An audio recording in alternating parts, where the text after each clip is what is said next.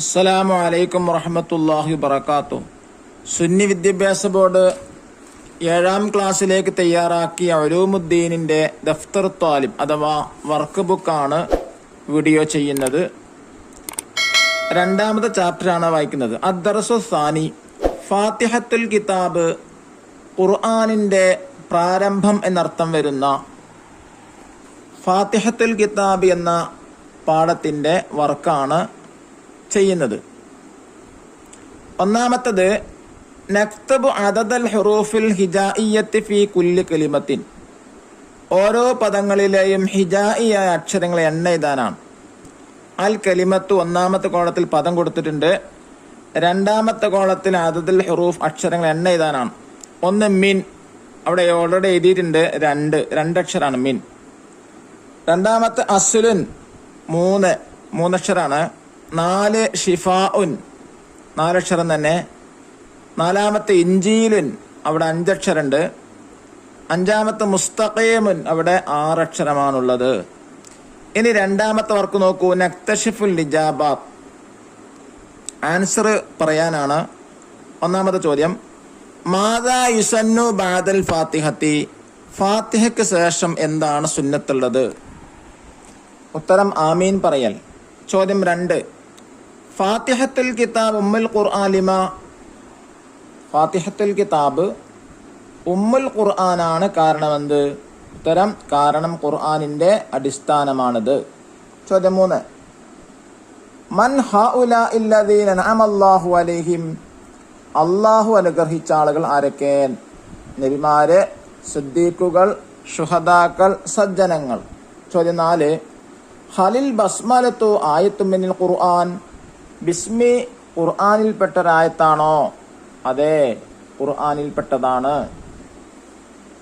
5ാമത്തെ ചോദ്യം, ലിമ തുസമ്മൽ ഫാത്തിഹത്തു ബിശ്ശാഫിയ, എന്താണ് ഫാത്തിഹയ്ക്ക് ഷാഫിയ എന്ന് പേര് പറയാനുള്ള കാരണം?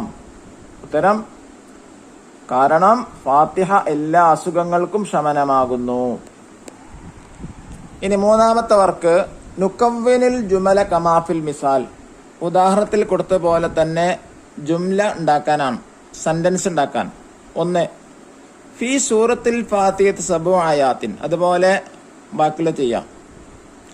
ഫി സൂറത്തിൽ ഇഖ്ലാസി 4 ആയാത്തിൻ, ഫി സൂറത്തിൻ നാസി 6 ആയാത്തിൻ. ഇത് 2ാമത്തെ അല്ലാഹു വർ റഹ്മാൻ, അതേപോലെ അല്ലാഹു ഹുവർ റഹീം, അല്ലാഹു ഹുവൽ മലിക്കു. 3ാമത്തത് ഫാത്തിഹത്തുൽ കിതാബ് ഹിയ ഉമ്മുൽ ഖുർആൻ, അതേപോലെ തന്നെ ഹിയ അഅലമു സൂറത്തിൻ ഫിൽ ഖുർആനി, ഹിയ അസ്സബഉൽ മസാനി, ഹിയ അശ്ശാഫിയ. 4ാമത്തെ വർക്ക് നുഫസ്സിറു ഫി ലുഗത്തിന, നമ്മുടെ ഭാഷയിൽ അതിന്റെ അർത്ഥം പറയാനാണ്. 1, അൽഹംദുലില്ലാഹി റബ്ബിൽ ആലമീൻ, ലോകരക്ഷിതാവായ അള്ളാഹുവിനാണ് സർവസ്തുതിയും. 2, ഇഹ്ദിനസ് സിറാത്തൽ മുസ്തഖീം, നേർവഴിയിൽ ഞങ്ങൾ ഉറപ്പിച്ചു നിർത്തണമേ. 3ാമത്തെ ബിസ്മില്ലാഹിർ റഹ്മാനിർ റഹീം, റഹ്മാനും റഹീമുമായ അള്ളാഹുവിന്റെ നാമത്തിൽ.